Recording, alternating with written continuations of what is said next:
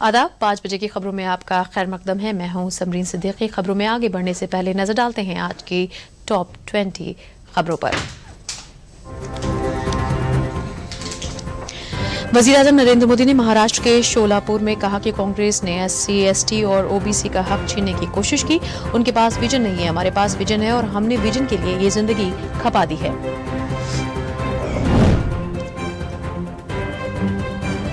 BJP के senior leader और वजीर-ए-आज़म नरेंद्र मोदी ने आज कर्नाटक के बागलकोट में एक इंतखाबी जलसे से किया खिताब। कहा, कांग्रेस का काम सिर्फ मुल्क को लूटने का रहा है।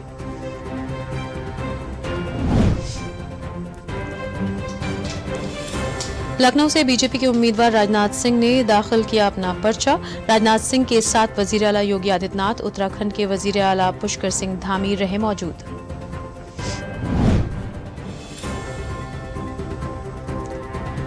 लखनऊ के हनुमान सेतु मंदिर में पर्चा दाखिल करने के पहले राजनाथ सिंह ने पूजा अर्चना के बाद किया रोड शो। लखनऊ से राजनाथ सिंह का ये तीसरी मर्तबा इंतखाबी मैदान में वो उतरे हैं। अमेठी लोकसभा सीट से बीजेपी की जानिब से मुसलसल तीसरी बार उम्मीदवार बनाई गई स्मृति ईरानी ने अपना पर्चा नामजदगी दाखिल किया।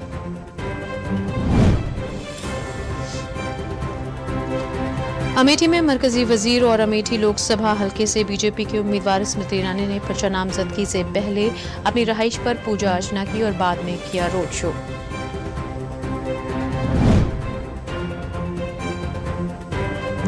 कांग्रेस के लीडर राहुल गांधी ने आज गुजरात के पाटन में पार्टी उम्मीदवारों के लिए तशहीर की।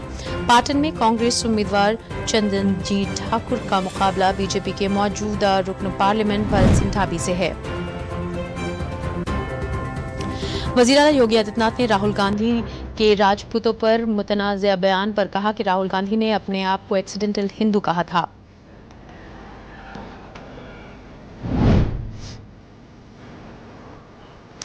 समाजवादी पार्टी के सरबराह अखिलेश यादव ने एटा में समाजवादी पार्टी उम्मीदवार की हिमायत में एक जलसे आम से खिताब किया।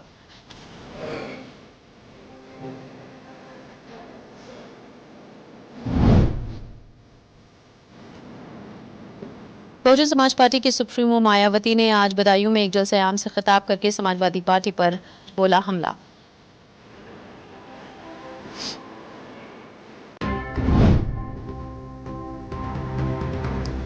बहुजन समाज पार्टी की लोकसभा उम्मीदवारों की नवी लिस्ट जारी हो गई है।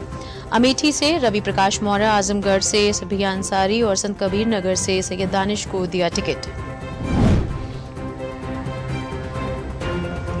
सीतापुर में पुलिस ने मुतनाज़ा बयान को लेकर बहुजन समाज पार्टी के कौमी कन्वीनर आकाश आनंद, सीतापुर से लोकसभा पार्टी उम्मीदवार महेंद्र यादव और श्याम अवस्थी, अक्षय कालरा और विकास राजवंशी समेत 35 दीगर के खिलाफ FIR दर्ज की गई।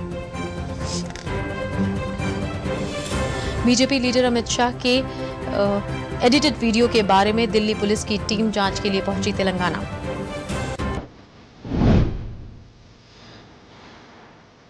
कांग्रेस के सदर मल्लिकार्जुन खड़गे की सदारत में हुई मीटिंग में ओडिशा में लोकसभा की 2 और विधानसभा की 8 सीटों पर उम्मीदवारों की लिस्ट जारी।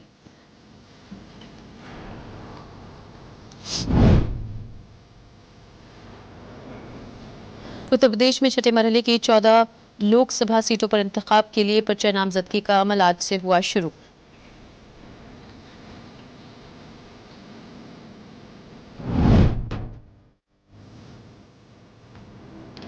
बीजेपी रुकन पार्लियामेंट श्रीनिवास प्रसाद के इंतकाल पर वजीर-ए-आज़म नरेंद्र मोदी ने दुख का किया इजहार। कहा, उन्होंने अपनी जिंदगी गरीबों और महरूमों की फलाह व बहबूद के लिए की वक्फ। दिल्ली आगरा शाहराह पर मथुरा जिले के गोदाम में जबरदस्त आतिशज़दगी। गोदाम में पाइप रखे गए थे। फायर ब्रिगेड की कई गाड़ियां मौके पर पहुंची, पाया आग पर काबू। अलीगढ़ मुस्लिम यूनिवर्सिटी के हॉस्टल में गैर कानूनी तौर पर कब्जा जमाने वाले गैर अनासर लोगों को बेदखल करने के लिए यूनिवर्सिटी में खुसूसी मुहिम चलाई गई। शिमाली मशरक़ी रेलवे चला रहा है रिकॉर्ड तादाद में 120 समर स्पेशल ट्रेनें। मुसाफिरों की बढ़ती भीड़ के मद्देनजर चलाई जा रही हैं ये समर स्पेशल ट्रेनें। महकमा मौसमियात ने आज रियासत के 32 अजला में हीट वेव रेड अलर्ट जारी किया है। मगरबी यूपी के 16 अजलाह में आंधी बारिश के आसार।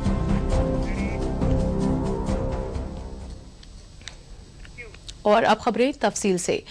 लखनऊ में मरकजी वजीर दिफा और लखनऊ लोकसभा सीट से बीजेपी के उम्मीदवार राजनाथ सिंह ने पर्चा नामजदगी दाखिल किया। इस दौरान वजीर आला योगी आदित्यनाथ, उत्तराखंड के वजीर आला पुष्कर सिंह धामी मौजूद रहे। राजनाथ सिंह तीसरे मर्तबा लखनऊ से इलेक्शन लड़ने जा रहे हैं। लखनऊ में वजीर दफा और बीजेपी के सीनियर लीडर राजनाथ सिंह के पर्चा नामजदगी इजलास में उत्तराखंड के वजीर आला पुष्कर सिंह धामी शामिल हुए। इस मौके पर उन्होंने दूरदर्शन से बात करते हुए कहा कि बीजेपी इस बार 400 के पार। 2 चरणों के चुनाव जो है वो समाप्त हो चुके हैं, साथ में यानी कि तीसरे चरण का इंतजार है। लेकिन प्रधानमंत्री मोदी ने जो 400 का नारा दिया है वो कितना सफल हो पाएगा। और अगर हम बात करें उत्तराखंड की जो 5 सीटें हैं, 5 सीटों पर भी चुनाव हो चुका है। और इसलिए हम हमारे साथ बात करने के लिए उत्तराखंड के मुख्यमंत्री पुष्कर सिंह धामी जी हैं। सर, सबसे पहला सवाल, इस बार मतदान बहुत कम हुआ है, क्या ये चिंता भी है, चुनौती भी है आपके लिए? देखिए, इस बार चूंकि मुकाबला बहुत आमने सामने का नहीं है, इसका एक कारण ये भी है कि जो भाजपा को वोट देने वाले लोग हैं, जो मोदी जी को तीसरी बार प्रधानमंत्री बनाने के लिए वोट कर रहे हैं, वो तो वोट कर रहे हैं, लेकिन जो विपरीत विचारधारा के जो वोट हैं उन्होंने इस बार उत्साह नहीं दिखाया, वोट करने नहीं आए, इसलिए मतदान प्रतिशत गिरा है। राजनाथ सिंह के आप रोड शो में थे, क्या आपको लग रहा है कि उत्तर प्रदेश क्या कहता है, मिशन 80 किस तरह बढ़ रहा है, खासतौर से बीजेपी की बात? उत्तर प्रदेश में एक तरफा जीत होने वाली है और जिस प्रकार से मोदी जी के कालखंड में उत्तर प्रदेश के लिए काम हुआ है और योगी जी के नेतृत्व में दोनों की जो जोड़ी है, उसने डबल इंजन की जो सरकार यहाँ चली है, उसने कई कीर्तिमान स्थापित किए हैं। उत्तर प्रदेश सुशासन की तरफ आगे बढ़ा है, अपराधी माफियाओं से मुक्त हुआ है, आतंक से मुक्त हुआ है, आज इन्वेस्टमेंट का बूम आ रहा है और भगवान राम का भव्य मंदिर बन गया है अयोध्या में, काशी कॉरिडोर बन गया है, सड़कों का जाल बिछ गया है, बड़े बड़े रिंग रोडें बन गई हैं, तमाम प्रकार से एक कोने से दूसरे कोने को जोड़े जाने का काम हो रहा है। मथुरा में भी जो है आगे बहुत बड़ा इस्टेब्लिशमेंट, मथुरा भी सजने वाली है जिस तरफ से काशी और अयोध्या सजी है। तो लोग देख रहे हैं कि एक सुशासन, एक राम राज्य की ओर उत्तर प्रदेश बढ़ रहा है, इसलिए उत्तर प्रदेश पूरी तरह से एक तरफा मोदी जी को प्रधानमंत्री बनाने के लिए अपना मतदान करेगा और वोट करेगा। बहुत बहुत शुक्रिया बात करने के लिए। तो उत्तराखंड के मुख्यमंत्री पुष्कर सिंह धामी का कहना है कि 400 का जो मंत्र है, 400 का जो लक्ष्य है, भारतीय जनता पार्टी जरूर पूरा करेगी और उसमें उत्तर प्रदेश की भूमिका सबसे अहम होने वाली है। संतोष चौधरी, टीडी न्यूज, लखनऊ। लखनऊ में वजीर दिफा और बीजेपी के सीनियर लीडर राजनाथ सिंह के पर्चा नामजदगी दाखिल करने के बाद बीजेपी कारकुनान में काफी जोशो खरोश देखा गया। रक्षा मंत्री राजनाथ सिंह आज तीसरी बार नामांकन करने के लिए पहुंचे हैं और लखनऊ में हैट्रिक लगाने के इरादे से वो नामांकन कर रहे हैं। उनके साथ मुख्यमंत्री योगी आदित्यनाथ, उत्तराखंड के मुख्यमंत्री पुष्कर सिंह धामी समेत तमाम बड़े नेता मौजूद हैं। और सबसे बड़ी बात है कि उनके इस रोड शो में तमाम सारे लखनऊ के लोग भी आए हुए हैं, सहभागिता उनकी भी है, क्योंकि हम मानते हैं कि राजनाथ सिंह का हर व्यक्ति से सीधा संपर्क रहता है। आप लोग आए हुए हैं उनके नामांकन में, क्या है? जी, हम लोग उनके नामांकन में आए हुए हैं, आज नामांकन करने आए और फिर से इस बार मोदी सरकार बनानी है। नामांकन में दूर दूर से लोग आए हुए हैं। यहाँ पर आसपास पूरे लखनऊ संसदीय क्षेत्र की बात करें या मोहनलालगंज संसदीय क्षेत्र की बात करें, तमाम सारे लोग आए हुए हैं। आप राजनाथ सिंह के नामांकन में आए हुए हैं, इस बार उनकी लड़ाई किस तरीके देखते हैं? कोई लड़ाई है ही नहीं उनकी, किसी से कोई लड़ाई नहीं। लोगों का मानना है यहाँ पर कि यहाँ पर आसान लड़ाई होगी। हम इधर चलते हैं, कुछ और लोगों से बात करने की कोशिश करते हैं। तमाम सारे लोग हैं और हम देख सकते हैं लोग स्वागत में ढोल नगाड़े भी लाए हुए हैं। यहाँ पर झंडे, टोपी सब बराबर दिखाई पड़ रहे हैं। यहाँ पर किस तरीके से उनका एक ऐतिहासिक स्वागत हुआ है। राजनाथ सिंह यहाँ पर नामांकन करने के लिए आए हुए हैं, किस तरीके की जीत होगी उनकी? मैं कह रहा हूँ 5 लाख की जीत होगी। सारे लखनऊ के लोग, हिंदू मुस्लिम 36 जाति उनके साथ। मैं तो 3 किलोमीटर पैदल चल के आया हूँ, ऐसा जुलूस मैंने अपने जीवन में नहीं देखा जैसा राजनाथ सिंह के नेतृत्व में हुआ है। लोगों का कहना है कि बड़ी जीत होगी। आप भी राजनाथ सिंह जी के नामांकन में आई हैं, किस तरीके की जीत होगी उनकी? बहुत बढ़िया जीत होगी, नंबर 1 जीत होगी उनकी। कुछ लोग जो है लोक कला नृत्य भी दिखा रहे हैं, इसे भी देख सकते हैं। उनके कार्यक्रम में किस तरीके से राजनाथ सिंह की जीत किस तरह देखते हैं, किस तरह की बड़ी जीत होगी? राजनाथ सिंह के सामने कोई है ही नहीं। राजनाथ जी तो एक तरफा आप देख रहे हैं, जो ये सब ग्रामीण कलाकार नीरज बोरा जी के नेतृत्व में यहाँ उपस्थित हुए हैं। जन सैलाब है, विकास के लिए लोग इकट्ठा हुए हैं, भगवान राम के लिए इकट्ठा हुए हैं। अब इससे ज्यादा क्या आप देख सकते हैं? पूरे देश राममय है।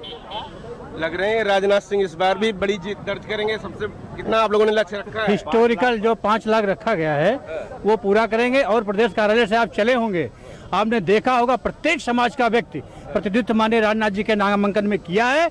और ऐसा है कि लखनऊ में माननीय राजनाथ जी 5 लाख पार करेंगे। चलिए, आप कैसा देखते हैं जीत कैसे होगी? माननीय राजनाथ जी ने जो है लखनऊ के विकास के लिए बहुत काम किया है। इतने कभी तक आज 70 वर्षों में कभी इतना विकास नहीं हुआ। और इन लोगों का मानना है कि राजनाथ सिंह इस बार यहाँ तीसरी बार हैट्रिक लगाएंगे, लेकिन 5 लाख वोटों से 5 लाख वोटों से ज्यादा की उनकी यहाँ पर बड़ी जीत होगी। इन लोगों का ये मानना है।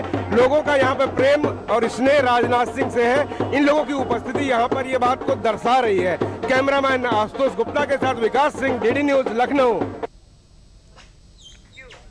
भारतीय जनता पार्टी के उम्मीदवार स्मृति ईरानी ने आज अमेठी पार्लिमानी हलके से अपना पर्चा नामजदगी दाखिल किया।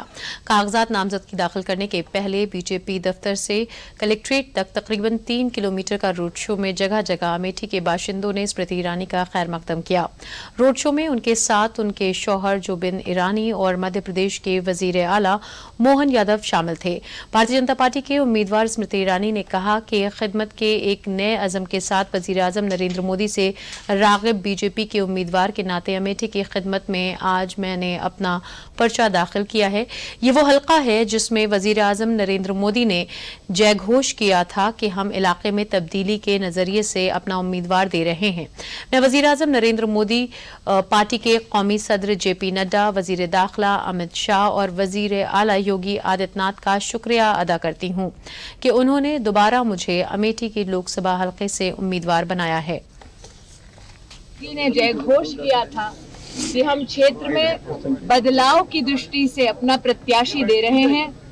इन 5 वर्षों में जो अमेठी को सेवा का मौका इस लोकसभा क्षेत्र में मिला, हमने 1,14,000 घर प्रधानमंत्री जी के दिशा निर्देश में बनते देखे। 4 लाख परिवारों को जीवन में पहली बार अमेठी में शौचालय मिला अपने घर में। 3,50,000 घरों में नल से जल आने लगा।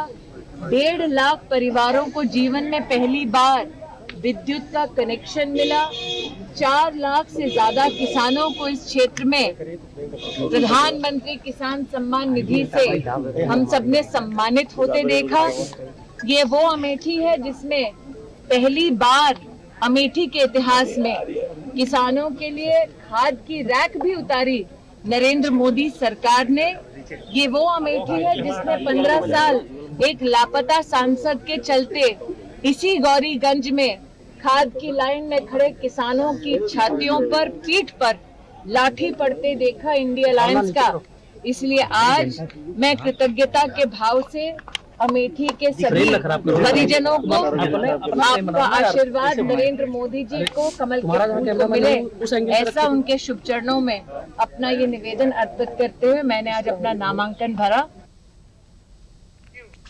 रियासत में छठे मरहले की 14 लोकसभा सीटों पर इंतखाब के लिए नामजदगी का अमल आज से शुरू हुआ। छठे मरहले की 14 लोकसभा इंतखाबी हलके सुल्तानपुर, प्रतापगढ़, प्रयागराज, अम्बेडकर नगर, अयोध्या, बलरामपुर, श्रावस्ती, सिद्धार्थनगर, बस्ती, संत कबीर नगर, गोरखपुर, आजमगढ़, जौनपुर, वाराणसी और भदोही 15 अजला के तहत आते हैं। रियासत के चीफ इलेक्टोरल अफसर नवदीप रिणवा ने बताया कि छठे मरहले में 14 लोकसभा इंतखाबी हलके के साथ कुसरी असेंबली के हलके के ज़िमनी इंतखाब के लिए आज इलेक्शन का नोटिफिकेशन जारी हुआ। छठे मरहले के इंतखाब के लिए जौनपुर लोकसभा हलके से आज भारतीय जनता पार्टी के उम्मीदवार कृपाशंकर सिंह ने अपना पर्चा नामजदगी दाखिल करके अपनी जीत का दावा किया। कागजात नामजदगी से पहले कृपाशंकर सिंह ने शहर में जुलूस निकाला। भारतीय जनता पार्टी के उम्मीदवार कृपाशंकर सिंह ने कहा कि मरकजी और रियासती सरकार की अवामी बहुबूद स्कीमों को आवाम तक पहुंचाकर इसका फायदा आखिरी पायदान पर खड़े लोगों तक पहुंचाने की हमेशा कोशिश रहेगी। बात है कि मुझे आदरणीय प्रधानमंत्री नरेंद्र मोदी जी ने और भारतीय जनता पार्टी के शीर्ष नेतृत्व ने मुझे जौनपुर 73 लोकसभा से भारतीय जनता पार्टी का प्रत्याशी बनाया और हमारे साथ निषाद पार्टी, हमारे साथ राजभर जी पार्टी, हमारे साथ अनुप्रिया पटेल का अपना दल, ये 3 हमारे सहयोगी दल हैं, उनकी तरफ से नामांकन भरा गया है और मेरा पहला काम होगा कि लोगों का विश्वास जीतना। खबरों में आगे बढ़ने से पहले लेते हैं ये वक्फा। नई वॉशिंग मशीन अच्छा है। क्या हुआ? अरे शॉपिंग पे 2000 का कैशबैक मिला है, बस क्यूआर कोड स्कैन करना है। अच्छी धुलाई होगी है ना। बैंक अकाउंट की पैसे रिसीव करते समय क्यूआर कोड स्कैन, पिन या ओटीपी की जरूरत नहीं पड़ती, वो सिर्फ पेमेंट के लिए चाहिए होती है। इसलिए अनजान कोड या लिंक से सावधान रहिए और नुकसान से बचिए। बच गए धुलाई से। ये नई धुलाई अब यह कहता है कि जानकार बनिए, सतर्क रहिए। वक्फे के बाद खबरों में आपका खैर मकदम है। बढ़ते हैं अगली खबर की तरफ। लोकसभा इंतखाबात की तशहीर के दरमियान राहुल गांधी भी अपनी इंतखाबी तकरीर में भारतीय जनता पार्टी और मोदी सरकार पर निशाना साध रहे हैं, लेकिन फिलहाल उनसे राजपूत समाज नाराज हो गया है। राहुल गांधी के राजपूतों पर दिए गए मुतनाज़ बयान पर वज़ीर-ए-आज़म नरेंद्र मोदी भी जमकर बरसे।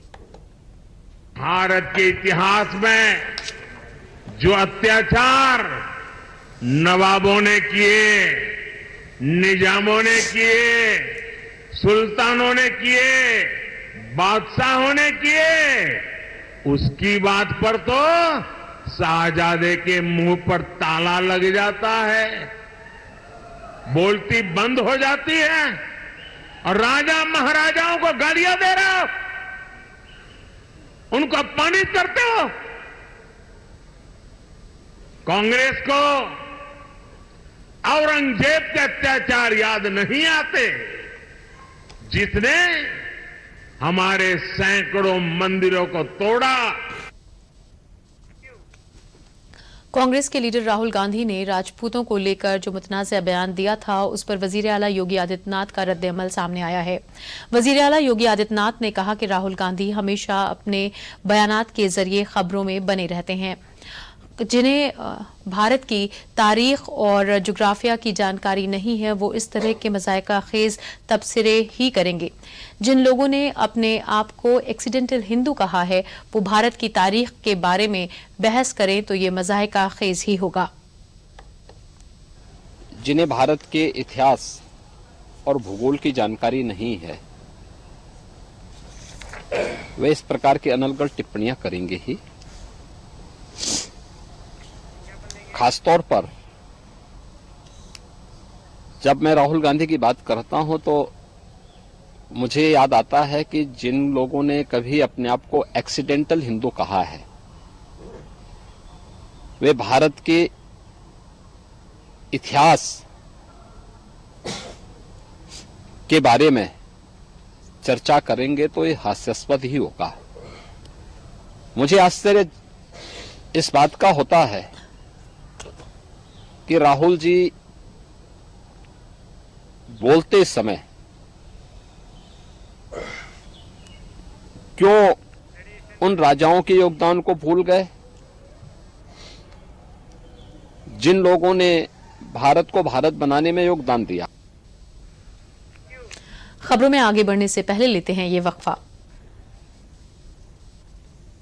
मेरे एक वोट से मोदी जी मेरे घर बिजली ले आए। अब मेरे वोट से सौर ऊर्जा से हर घर का बिजली बिल 0 होगा। ये है मोदी की गारंटी और मेरी गारंटी। कमल का बटन दबाएं, भाजपा को जिताएं। वक्फे के बाद खबरों में आपका खैर मकदम है। बढ़ते हैं अपनी अगली खबर की तरफ। महाराष्ट्र के शोलापुर में वज़ीर-ए-आज़म नरेंद्र मोदी ने एक जलसा-ए-आम से खिताब करते हुए कहा कि मुल्क में किसी भी कीमत पर रिजर्वेशन खत्म नहीं किया जाएगा और वो रिजर्वेशन को तक़वियत फराहम करने के लिए पूरी जी जान लगा देंगे।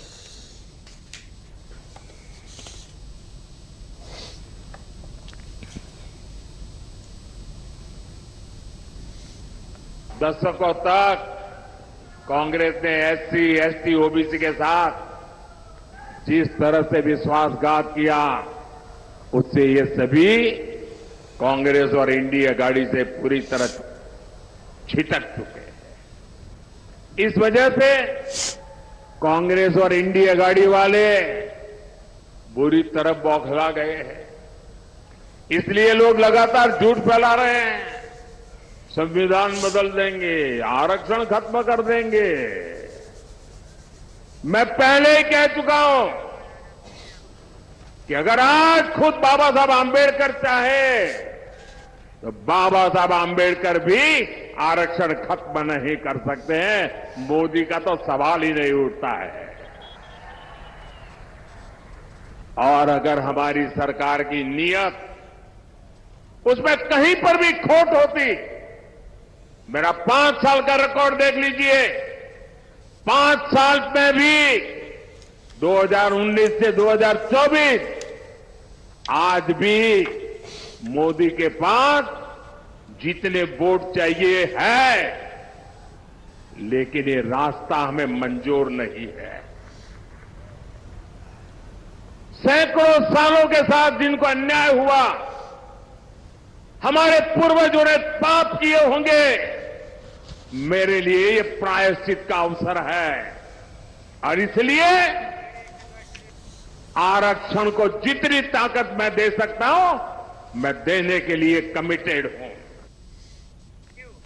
अमेठी में मध्य प्रदेश के वजीर आला मोहन यादव ने कहा कि पूरा मध्य प्रदेश मोदी में है। इस वक्त पूरे भारत में बीजेपी की जबरदस्त आंधी चल रही है। कांग्रेस और समाजवादी पार्टी ने 29 सीटों पर समझौता कर लिया है। कांग्रेस के पास 28 सीटें हैं और 1 सीट समाजवादी पार्टी के पास है। पहले खजुराहो से समाजवादी पार्टी के उम्मीदवार ने अपना पर्चा वापस लिया। उन्होंने कहा कि मध्य प्रदेश में कांग्रेस और समाजवादी पार्टी ने घुटने टेक दिए हैं क्योंकि वो कमजोर हैं। मैंने पहले ही कहा था कि मध्य प्रदेश पूरा मोदीमय हुआ है और वर्तमान के समय में तो पूरे देश में प्रचंड आंधी चल रही, खासकर मध्य प्रदेश में। हमको मालूम होगा, जैसे जानकारी दूंगा आपको, कि 2 प्रत्याशी आपकी इस तरह से इसको समझना पड़ेगा कि कांग्रेस और समाजवादी पार्टी ने 29 सीट पे कॉम्प्रोमाइज किया है। 28 सीट कांग्रेस को दी, 1 सीट समाजवादी ने ली। खजुराहो सीट से पहले कांग्रेस के समाजवादी पार्टी के सदस्य ने अपना नॉमिनेशन वापस लिया, या एक तरह से जान करते उनने सरेंडर करते हुए फॉर्म में त्रुटि करी ताकि कलेक्टर के सिर पे आए और उनने एक तरह से अपना विड्रॉ किया। कांग्रेस के लीडर राहुल गांधी ने आज गुजरात के पाटन में पार्टी उम्मीदवार के लिए इंतखाबी जलसे-ए-आम से खिताब किया। कांग्रेस के लीडर राहुल गांधी ने कहा कि हमने किसानों का कर्जा माफ किया था। अगर आप 25 बार भारत के किसानों का कर्जा माफ करो, मतलब 25 साल के लिए हर साल माफ करो, तब 16 लाख करोड़ बनता है।